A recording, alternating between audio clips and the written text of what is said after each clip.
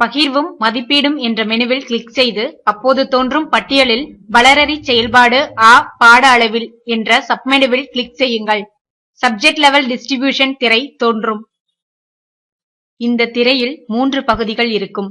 ஒன்று வகுப்பு, பிரிவு, பாடம் ஆகியவற்றை தேர்ந்தெடுப்பதற்கான பகுதி.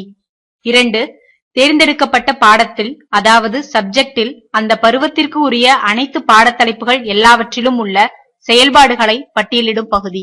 3வது மாணவர்களுக்கு ஒதுக்கீடு செய்யப்பட்ட செயல்பாடுகளை பார்வையிடவும் மேலும் செயல்பாடுகளை வழங்கிடவும் உதவும் பகுதி. வகுப்பு, பிரிவு மற்றும் பாடம் ஆகியவற்றை முன்னர் கூறிய வழிமுறைப்படி தேர்ந்தெடுங்கள்.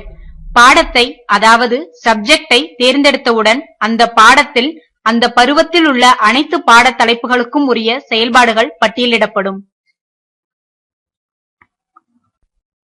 செயல்பாடுகள் பட்டியலானது பாடத்தலைப்பு, செயல்பாட்டின் வரிசை எண், செயல்பாடு, அதிகபட்ச மதிப்பெண்கள் ஆகிய களங்களை கொண்டிருக்கும். கீழ்ப்பகுதியில் உள்ள செயல்பாடுகள் ஒதுக்கீடு செய்யப்பட்ட விவர பட்டியலானது பின்வரும் களங்களை கொண்டிருக்கும். 1 சீரியல் நம்பர் வரிசை எண், 2 நேம் மாணவரின் பெயர், 3 ஆக்டிவிட்டி சீரியல் நம்பர் குறிப்பிட்ட மாணவருக்கு வழங்கப்பட்டுள்ள வளரறி செயல்பாடுகளுக்கான வரிசை எண், 4 சாப்டர் நேம் பாடத்தலைப்பு, 5 ஆக்டிவிட்டி செயல்பாடு, 6 மேக்ஸிமம் மார்க்ஸ் அந்த செயல்பாட்டுக்கான உச்ச மதிப்பெண்கள், 7 அவார்டட் மார்க்ஸ் மாணவர்களுக்கு வழங்கப்படும் மதிப்பெண்கள். ஒரு மாணவனுக்கு ஒரு பாடத்தில் அதிகபட்சமாக 7 செயல்பாடுகளை வழங்கும் வகையில் பட்டியல் அமைந்திருக்கும்.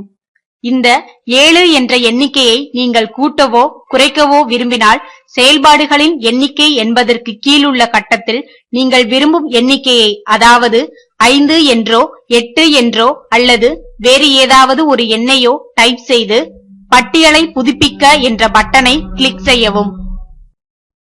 இப்போது நீங்கள் விரும்பிய எண்ணிக்கையில் மாணவர்களுக்கு செயல்பாடுகளை கொடுக்க முடியும்.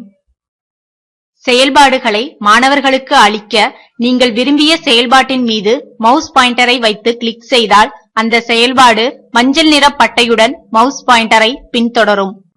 நீங்கள் எந்தெந்த மாணவர்களுக்கெல்லாம் அந்த செயல்பாட்டினை வழங்க விரும்புகிறீர்களோ அவர்கள் பெயருக்கு எதிராக உள்ள ஆக்டிவிட்டி செயல்பாடு என்ற கட்டத்தில் வைத்து மவுஸ் பாயிண்டரை கிளிக் செய்தால் குறிப்பிட்ட மாணவருக்கு செயல்பாடு வழங்கப்பட்டுவிடும்.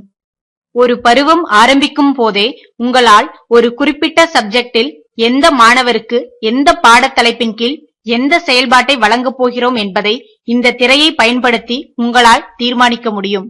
பொதுவாக அதிகபட்சமாக 4 செயல்பாடுகள் கொடுப்பதே வழக்கமாக உள்ளது.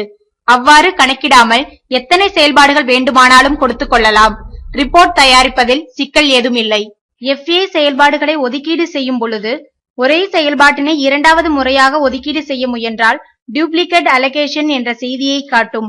அதை தவிர்த்து வேறு செயல்பாட்டினை ஒதுக்கீடு செய்யுங்கள்.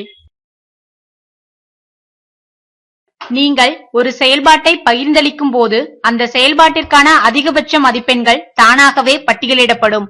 ஆனால் மதிப்பிடும் போது நீங்கள் உச்ச மதிப்பெண்களை தனியொரு மாணவனுக்கு மாற்றிக்கொள்ள முடியும். அதாவது X என்ற மாணவன் மாற்றுத்திறனாளி மாணவனாகவோ அல்லது சிறப்பு கவனம் தேவைப்படும் மாணவனாக இருப்பின் அம்மாணவனுக்கான அதிகபட்ச மதிப்பெண்களை குறைத்துக் கொள்ள முடியும். அவ்வாறு அனைத்து மாணவர்களுக்கும் செயல்பாடுகளை பகிர்ந்தளித்த பின்பு சேவ் பட்டனை கிளிக் செய்யுங்கள். முழுமையாக ஒதுக்கீடு செய்த பின்புதான் சேவ் செய்ய வேண்டும் என்ற அவசியமில்லை. எந்த நிலையில் வேண்டுமானாலும் சேவ் செய்துவிட்டு உங்கள் பணியை தொடரலாம்.